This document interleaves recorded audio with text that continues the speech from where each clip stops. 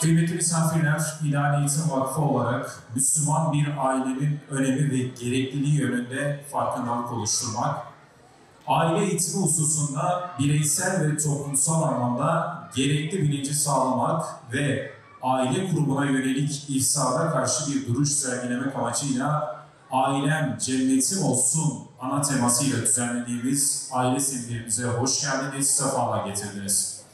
Bismillahirrahmanirrahim.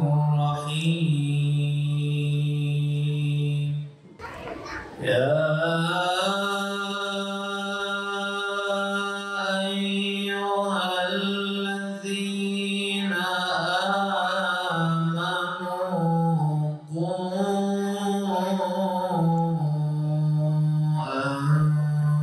enfusakum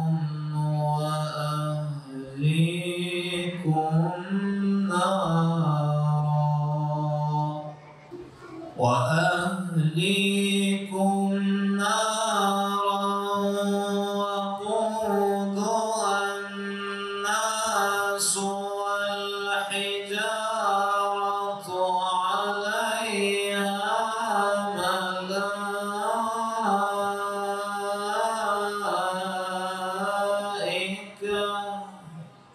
ملائكة غلاظ شداد لا يعصون الله ما أمرهم ويفعلون ما يؤمرون. أعوذ بالله من الشيطان الرجيم. بسم الله الرحمن الرحيم.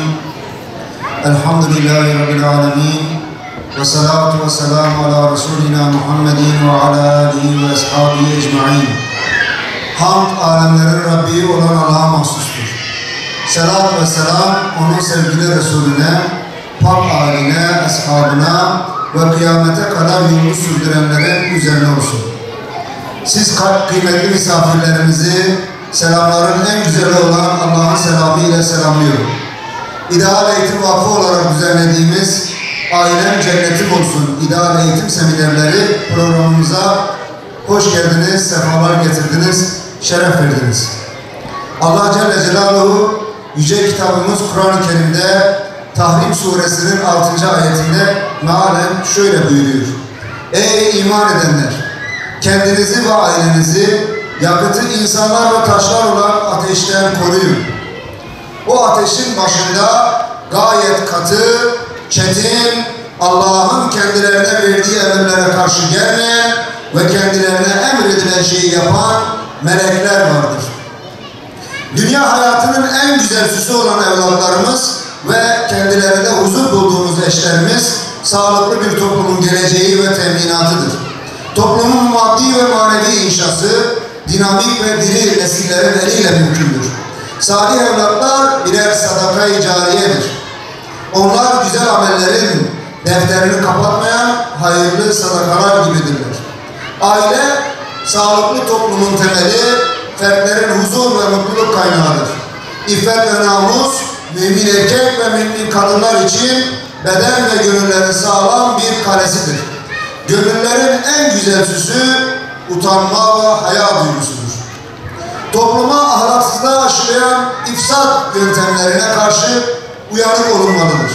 Zira günümüzde ifsat ehlinin tehlikeli saldırılarına maruz kalan en önemli değerlerimizin başında aile kurumu gelmektedir. Aile hayatındaki huzursuzlukların ve boşanmalarda görülen artışın sebebi gayrimeşru ahlaksız ilişkilerdir.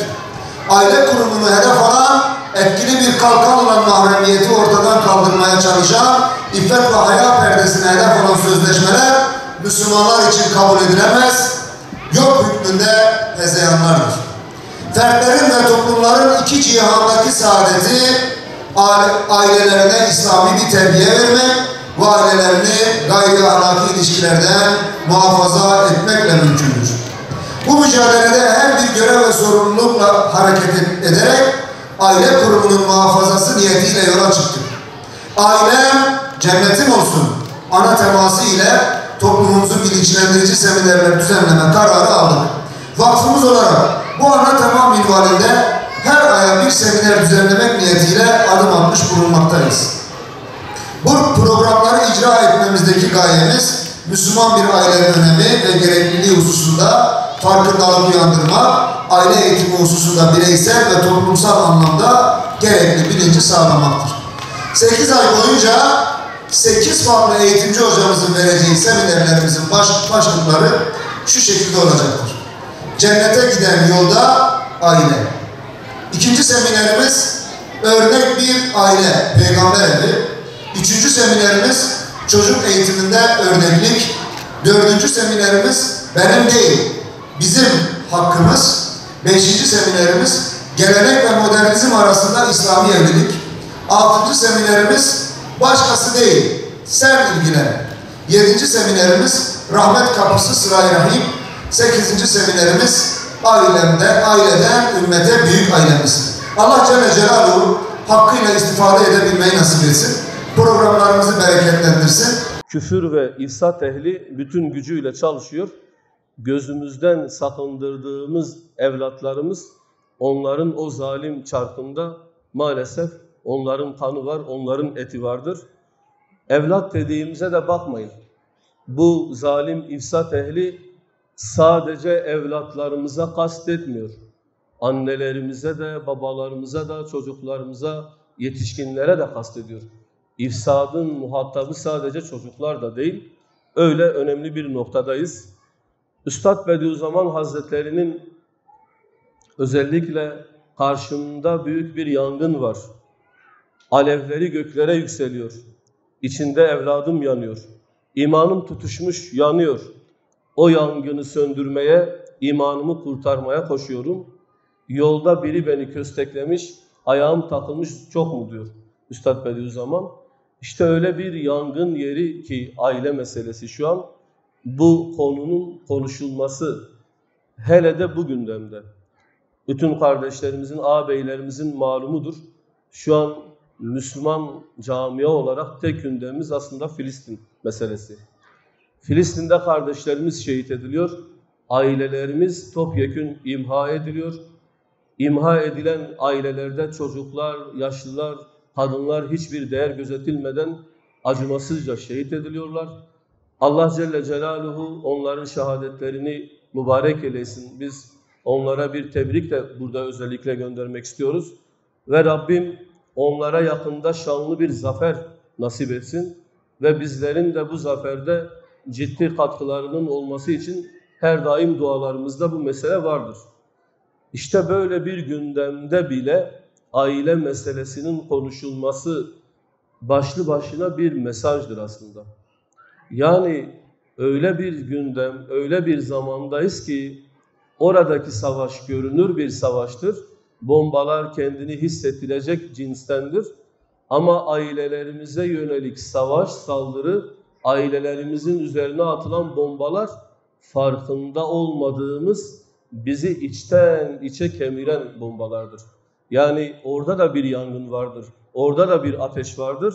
Dolayısıyla bu yangını, bu ateşi söndürme noktasında ertelenebilir bir durumda değiliz. Onun için bizler dedik ki ailem cennetim olsun ve bu konuda 8 alt başlık belirledik. İnşallah bu başlıkları işleyeceğiz. Her amelimizde senin rızanı gözetmeyi ve senin rızana uygun işleri yapmayı nasip eyle. Bizi ve neslimizi şeytanın her türlü oyun, hile, desise ve tuzaklarından muhafaza eyle. Bize ve ailemize öyle bir feraset ve basiret ver ki şeytan ve dostlarının oyun ve hilelerini görebilelim ve onlara karşı kendimizi koruyabilelim Allah'ım. Ey Rabbimiz, Peygamber Efendimiz gibi eşimize hep iyi davranmayı, çocuklarımızı ve yakınlarımızı hiç incitmeyip onlarla ilgilenmeyi, onlara değer verip sevgimizi göstermeyi, sıkıntılarını gidermeyi, evde sadeliği tercih etmeyi, zor durumlarda bile Rabbine hamd etmeyi, bir ömür huzur ve saadetli olmayı nasip ve müyesser eyle Allah'ım. Ya Rabbi, bugün Filistin ve Gazze başta olmak üzere yeryüzünün birçok yerinde zulme ve katliamlara maruz kalan, vatanları işgal edilen, evleri ve camileri harap edilen, hakları ve hukukları ihlal edilen bütün kardeşlerimize yardım eyle. Bizi de onlara yardımcı eyle. Ey izzet ve kudret sahibi olan Allah'ım, bu asrın Kassam ve Gazze'li mücahitlerine Bedir'de ashaba yardımınla muzafferleri nasip ettiğin gibi bu kardeşlerimize de nusretinle zaferleri ve fetihler nasip eyle. Ey şehadeti bize mektep eyleyen Rabbim, şehit olan kardeşlerimizin şehadetlerini kabul eyle. Yaralı kardeşlerimize acil şifalar ihsan eyle. Rabbimiz, Müslümanlara her türlü zulmü reva gören terör şebekesi İsrail'i ve destekçilerini, işbirlikçilerini Kahhar isminin sırrınca kahru perişan eyle. İslam düşmanlarını birbirine düşür Allah'ım. Müslümanlara ve İslam alemine kurdukları tuzakları kendilerinin başlarına çevir Allah'ım.